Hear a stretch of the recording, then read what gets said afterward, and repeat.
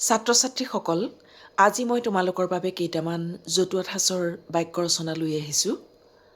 পৰীক্ষাত যিহেতু এনেধৰণৰ বাক্য ৰচনা আহেই, গতিকে তোমালোকে পঢ়িব লাগিব।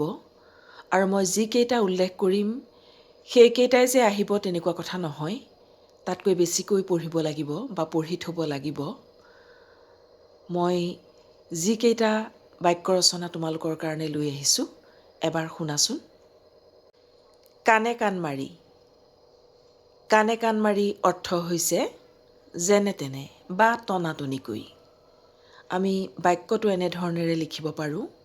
ৰাহুলে এইবাৰ পৰীক্ষাত কাণে কাণ মাৰিহে পাছ কৰিলে। গতিকে এই বাক্যটোৰ জৰিয়তে কাণে কাণ মাৰিৰ অৰ্থটো প্ৰকাশ হৈছে। ঠিক তেনেকৈ চুকৰ ভেকুলী। চুকৰ ভেকুলী মানে হৈছে একো আও-ভাও নোপোৱা মানুহ। সহজ সৰল, একো বাহিৰৰ কথা একো বুজি নাপায়, একো আও-ভাও নোপোৱা মানুহ, এইবুলি লিখিলেই শুদ্ধ হ'ব। বাক্যটো হ'ব এনেধৰণেৰে লিখিব পাৰা। আজিৰ যুগত মানুহ চুকৰ ভেকুলী হৈ থাকিলে জীৱনত উন্নতি কৰিব নোৱাৰে। গাই বাই চা। গাই বাই চা অৰ্থ হৈছে যত্ন কৰি চোৱা বা কৈ মেলি চোৱা। বাপেকে ল'ৰাটোক ভাল কৰিবলৈ ইমানকৈ গাই বাই চালে, একো ফল নধৰিলে। ঠিক তেনেকৈ আমি আন এটা ল'ব পাৰোঁ, টোপাই বুৰ-মাৰ।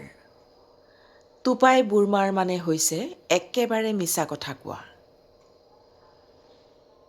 টোপাই বুৰ মৰা স্বভাৱৰ মানুহক কেতিয়াও মানুহে ভাল নাপায়, বা টোপাই বুৰ মৰা স্বভাৱৰ মানুহ সমাজত সদায় অপ্ৰিয়। ধোদৰ পচলা মানে একেবাৰে এলেহুৱা। ধোদৰ পচলা মানুহ সমাজৰ আৱৰ্জনা। বাক্যটো এনেকৈ লিখিলেই শুদ্ধ হ'ব। পানীৰ তলৰ কাঁইট। পানীৰ তলৰ কাঁইট মানে হৈছে অজ্ঞাত শত্ৰু, মানে অজান শত্ৰু। শত্ৰু আছে বুলি গমেই নাপায়। এতিয়া বাক্যটো আমি এনেকৈ লিখিব পাৰোঁ। পানীৰ তলৰ কাঁইটে মানুহৰ জীৱনত বহুতো অঘটন ঘটাব পাৰে। বগলী ভকত। বগলী ভকত মানে হৈছে বাহিৰে শান্ত, ভিতৰি দুষ্ট। এতিয়া আমি বাক্যটো এনেকৈ লিখিব পাৰোঁ। বগলী ভকতৰ দৰে মানুহৰ পৰা দেশৰ অনিষ্ট হোৱাৰ আশংকা থাকে। 19ত বাবলা। 19ত বাবলা মানে হৈছে জোখতকৈ বেছি আত্মহাৰা হোৱা। এতিয়া আমি বাক্যটো এনেকৈ লিখিব পাৰোঁ। হেৰৌ, তই যে একেবাৰে 19ত বাবলাই ফুৰিছ, গাঁওখনৰ ভিতৰত তইহে যেন মেট্ৰিক পাছ কৰিলি। এনেকুৱা ধৰণৰ বাক্যবোৰ লিখিব পাৰি। কণাৰ লাখুটি। কণাৰ লাখুটি মানে হৈছে একমাত্ৰ সহায়। অন্ধ পিতৃ-মাতৃৰ কণাৰ লাখুটি শ্ৰৱণ কুমাৰক বধ কৰি ৰজা দশৰথ শাপভ্ৰষ্ট হৈছিল।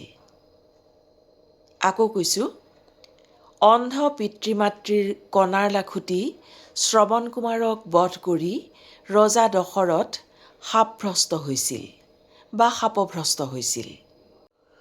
ডলাৰ বগৰী। স্থিৰতা নোহোৱা বা একে ঠাইতে নথকা। ডলাৰ বগৰীৰ দৰে আজি এঠাইত কালি এঠাইত এনেকৈ ঘূৰি ফুৰিলে জীৱনত জানো উন্নতি হ'ব? এইটো এটা সুন্দৰ বাক্য, তোমালোকে লিখিব পাৰা। পাবত গজা। পাবত গজা মানে হৈছে মূল নোহোৱা বা শিপা নোহোৱা।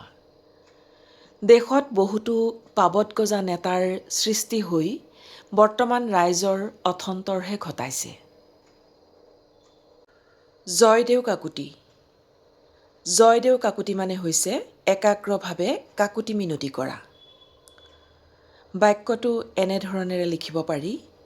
মানুহজনীয়ে তেওঁৰ একমাত্ৰ পুতেকৰ বেমাৰৰ ঔষধৰ বাবে পইচা বিচাৰি মহাজনৰ ওচৰত জয়দেউ কাকুতি কৰিছিল।